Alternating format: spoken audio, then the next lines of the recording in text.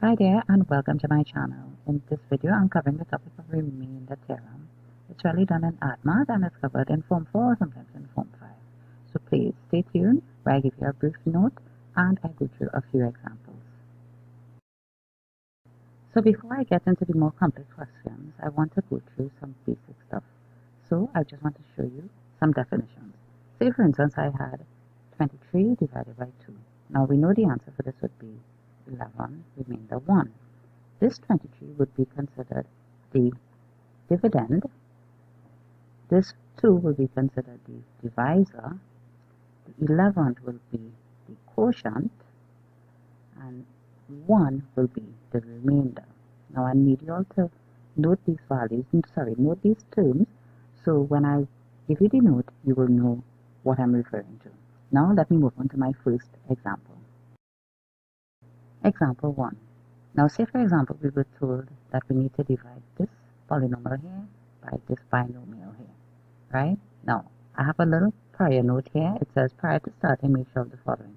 The divisor is written in order of descending powers of x. Now this is the divisor, right? Now if I'm looking here, this is minus 3 plus x. This is not written in descending powers of x, so I should rewrite this as x minus 3 because this comes as if it's 3 by x to the 0, this is x to the 1, so this is descending powers of x. So I rewrite it like this.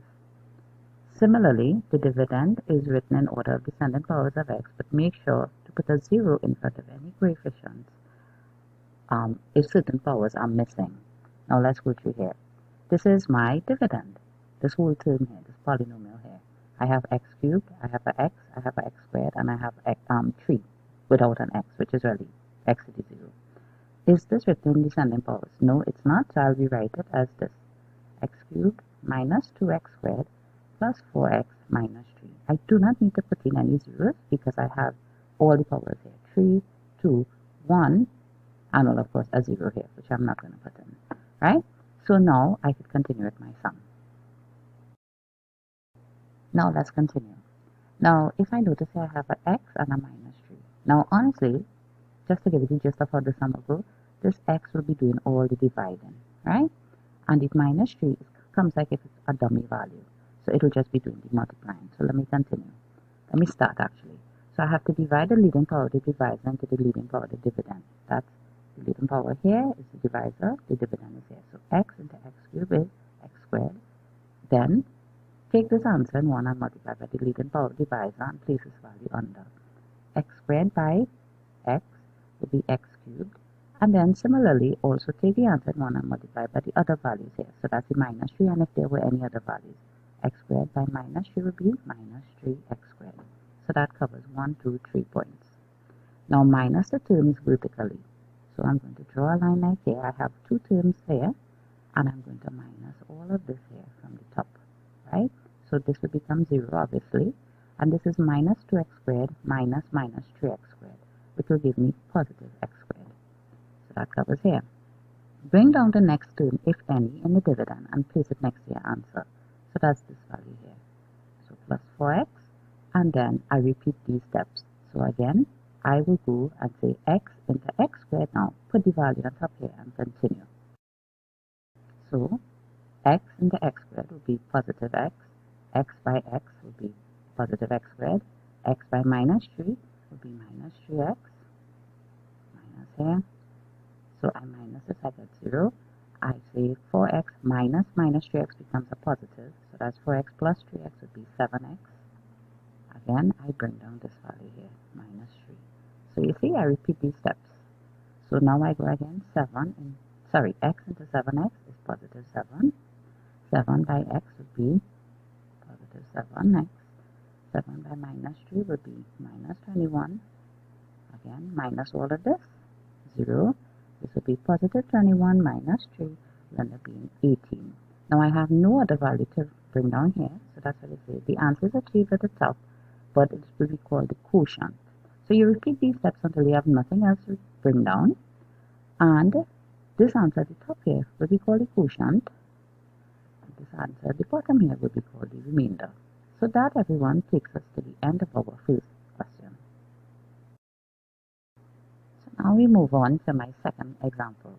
And it goes like this. Divide this here by x minus 3. Now again, remember prior to starting, you have to make sure the divisor is written in with all the powers of x, which is good. And also the dividend is written like that. Now I have x to the 4, x squared, and 5. So I'm missing an x cubed, I'm missing an x. So I will write this over like this. Positive 0x cubed minus 2x squared, positive 0x minus 5. So it seems long, but honestly, just putting in these two extra values is very, very helpful. So let me start with my first steps. Again, x into x4 is x cubed. X cubed by x will be x4. X cubed by minus will be minus 3x cubed. Right, now we minus these. We get 0 here and we get positive 3x cubed. Then we bring down this value here, minus 2x squared, and repeat the whole process.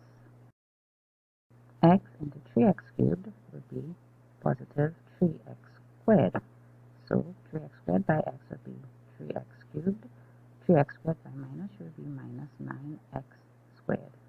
Minus all of this here, get a 0 here, would be positive 9 squared minus 2x squared, which would be 7x squared. Again, bring down this value here, positive 0x, and we repeat. X into 7x squared would be 7x, x by x, 7x by x would be 7x squared, 7x by minus would be minus 21x. Minus these here now, and I will get a positive 21x. Again, bring down the minus 5, and repeat. X into 21x would be positive 21. 21 by x is positive 21x.